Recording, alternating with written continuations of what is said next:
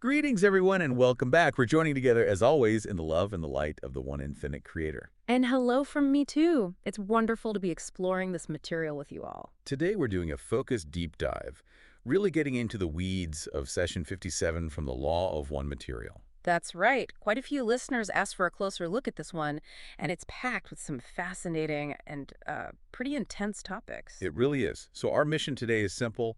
Walk through Session 57, question by question, and really unpack the insights, aiming for a clear and, positive understanding. Sounds good. It covers quite a bit. Psychic attack, healing with crystals, pyramid energies, lots to discuss. Definitely. Let's jump right in with question 1, 57.1. It's about the instrument's condition. And Ra confirms right away a most severe psychic attack. That's quite a statement. It is. It really highlights these unseen influences that could be at play.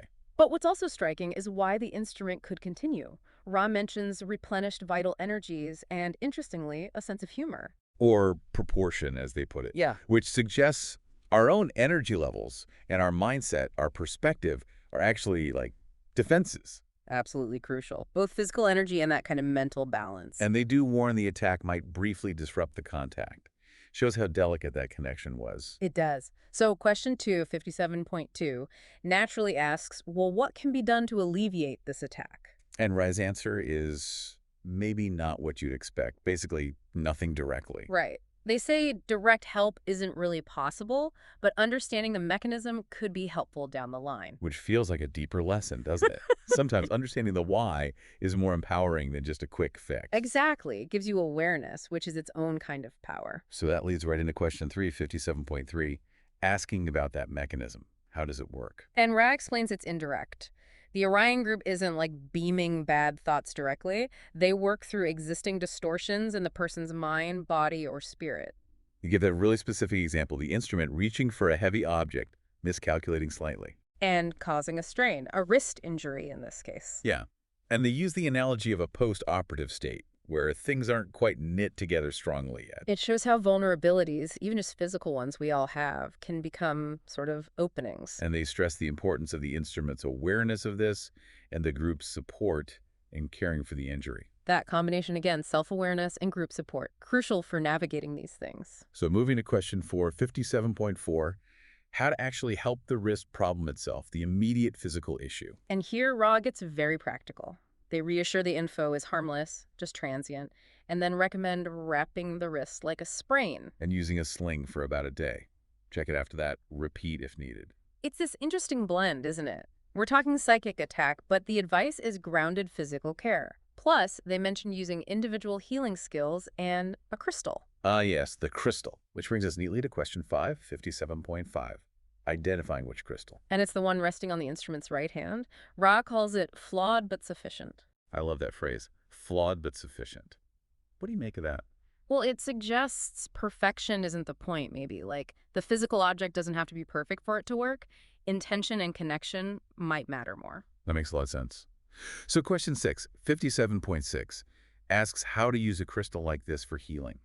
And Ra calls this a large question. It is. They outline a whole multi-step process. It starts with the healer, and they imply this could be anyone, the listener, potentially. Right. Step 1 is the healer balancing and polarizing themselves, connecting their inner light with universal light, referencing past exercises. That self-preparation is key. You have to be in a state of inner harmony first, tapping into that higher energy source. Then step 2, feel that balanced energy, the green ray healing energy, channel through you. And step 3 is directing that energy into the crystal.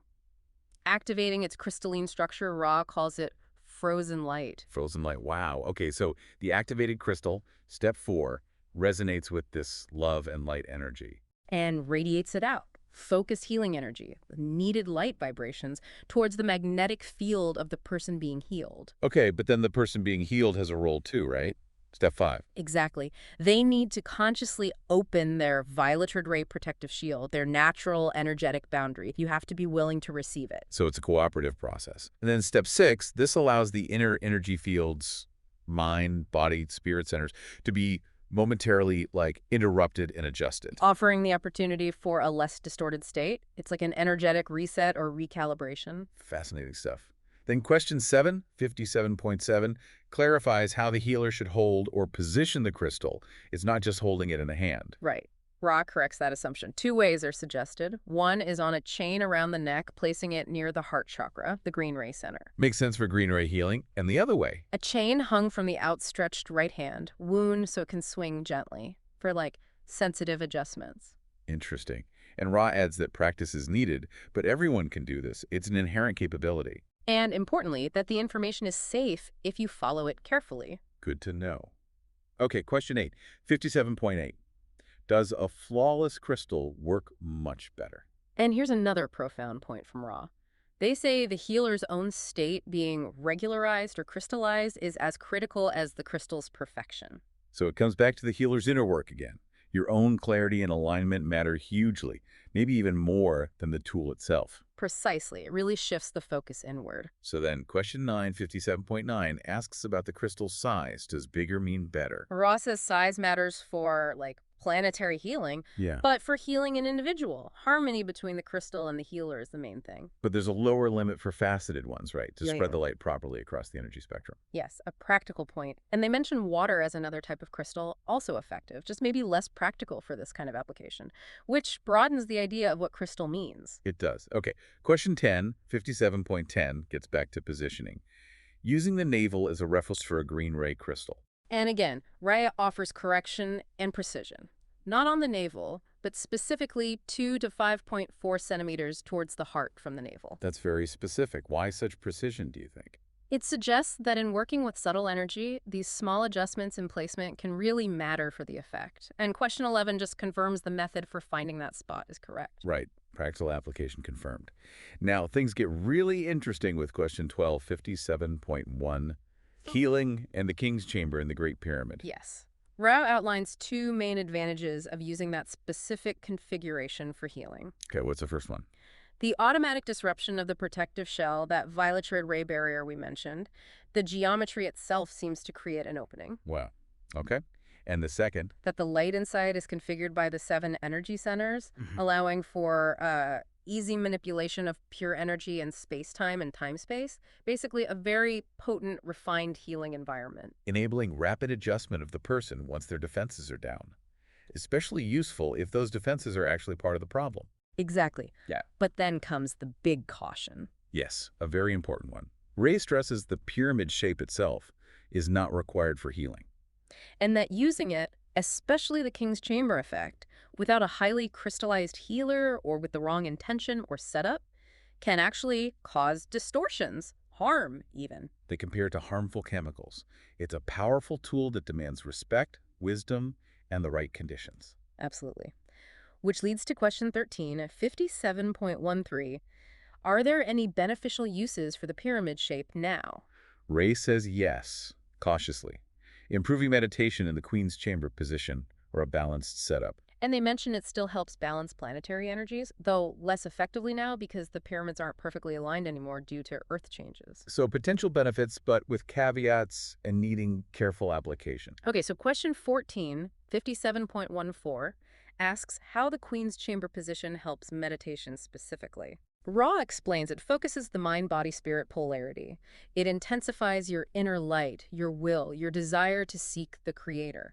And this intensified seeking attracts that upward spiraling light they mentioned earlier. Right. For someone in initiation there, Ra says extraneous distortions just fall away as the seeking deepens. You become one with that pure incoming light. It's about purification through focused intent. A beautiful description. Then question 15, 57.15 is practical again. Can you make a pyramid small enough, or with a different angle, to get the Queen's Chamber effect without accidentally triggering the powerful King's Chamber effect? And Ra says yes. A smaller pyramid, or one with a less sharp apex angle, won't create that King's Chamber intensity. Safer for exploring the Queen's Chamber meditative energies. Good to know for anyone experimenting. Question 16, 57.16, asks about other shapes, silos, cones, domes, teepees. What effects do they have? Ra says those shapes generally produce the Queen's Chamber effect, the gentler one. And then adds that intriguing idea. A strongly crystallized person is effectively a portable King's Chamber. Yeah, that our own consciousness, when highly developed, becomes the most potent energy focus. Amazing. So question 17, 57.17, asks bluntly, Is there really any need for the King's Chamber effect today? Ree's answer is, well, cautious again. They say if all healers were fully crystallized, and if everyone seeking healing purely wanted balance, A big if. a very big if, then the pyramid, including the king's chamber, could be a perfect tool for distributing healing light. But But given humanity's current state, with strong tendencies towards imbalance, this powerful energy is potentially dangerous. exactly. So the recommendation is basically to avoid using that traditional king's chamber setup for healing now, especially since the original teachings got distorted. It emphasizes our collective readiness or lack thereof. A sobering point about responsibility. Okay, shifting gears slightly, question 1857.18 asks us about a good apex angle for a teepee. And Ra basically says it's up to you. Use your discretion. Really? No specific number? No, they explain the principle. Rounded or peaked shapes create an invisible central coil generating spiral energy patterns. So choose a shape you find pleasing. The effect is fairly similar across those types. Interesting. More intuitive freedom there. Question 1957.19. Does the material matter for these shapes? Geometry is primary, Ra says, but they do advise avoiding tin, lead, or other baser metals. Okay, so wood, plastic, glass, those are fine. Yep, those are considered appropriate. Form over material, mostly. Got it. Question 2057.20 revisits placing a small pyramid under someone, like under their pillow or bed. Ra confirms this is done, but again warns about the upward spiraling light from the apex. Don't overdo it. It can be deleterious in overdose. Moderation is key. Right. Then questions 21 and 22 clarify that absolute height isn't the main thing for a pyramid's energy. It's the proportion, specifically the ratio of the height to the perimeter of the base. And question 23 gives that proportion. Sum of the four base sides should be 1.16 times the height. Providing that concrete mathematical guideline, again, for those interested in building one precisely. Okay, now back to the deeper stuff. Question 2457.24. The Queen's Chamber as a place of initiation. Another large question, Ross says. They hesitate slightly, mentioning past imbalances in their own teaching about initiation. But they stress the core. Initiation centers on seeking the Creator, which, under the law of one, means seeking in every moment, because all is the Creator. Exactly.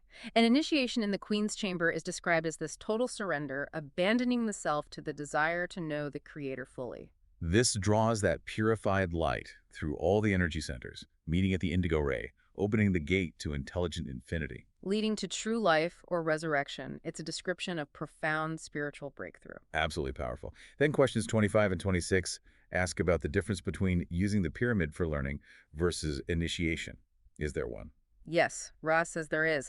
The main difference is whether other people, teachers, learners, are present in space-time for teach learning. Whereas Ra's original system involved solitary experiences in the Queen's Chamber for initiation. Right. Different approaches for different goals, it seems. Questions 27, 28, and 29 just clarify this further. Ra reiterates their experiences were solitary. But in Atlantis and South America, teachers did share pyramid experiences for learning. And Ra asks that rhetorical question, how does teach learning ever take place? Implying it happens through interaction. A subtle pointer to the value of shared experience in learning. Okay, circling back to safety. Questions 30, 31, and 32 ask again about the dangerous pyramid shape today.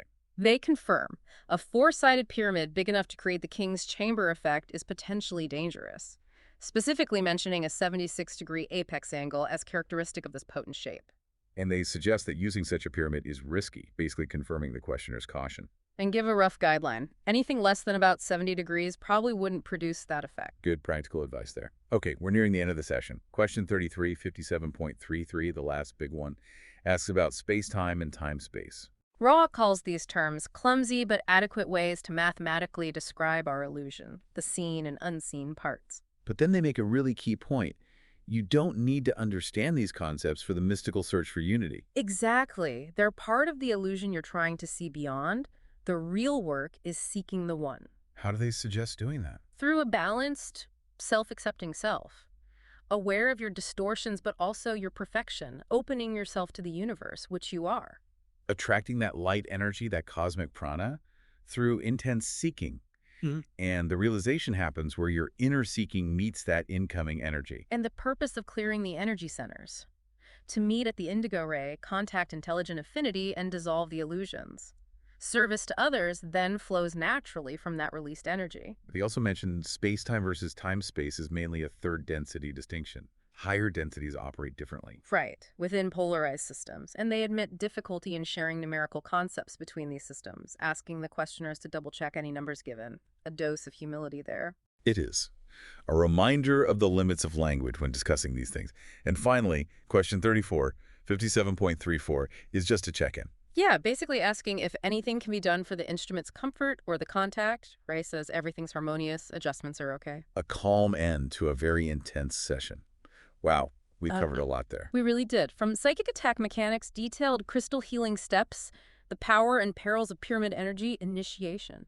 All the way to the nature of reality itself with space-time and time-space, it really weaves together the practical and the profound. It does, and that constant theme of inner work, the healer's state, the seeker's intention being paramount. Absolutely. So as we wrap up this deep dive, maybe a thought to leave everyone with, considering Ray's nuanced take on pyramid energy, powerful, potentially healing, but also potentially harmful if misused or misunderstood. Uh-huh. How might we apply that same kind of discernment, that respect for balance and intention, to other powerful tools, knowledge, or even relationships in our own lives? That's a great question. How do we approach power in any form with wisdom and responsibility? Definitely something to reflect on. Indeed. Well, for now, let's close in the usual way. We leave you in the love and in the light of the one infinite Creator. Go forth, therefore, rejoicing in the power and in the peace of the one infinite Creator. Adonai Vasu. Avonai Vase, I am you and you are me.